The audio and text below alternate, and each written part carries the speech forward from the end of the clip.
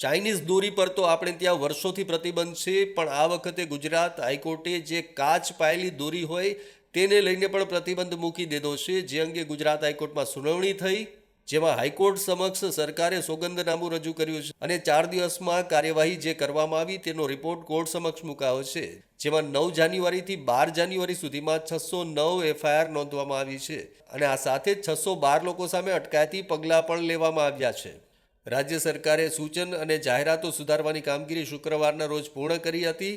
જેમાં glass coated દોરીના પ્રતિબંધની જાણ અનેક માધ્યમો થકી લોકોને કરાઈ છે.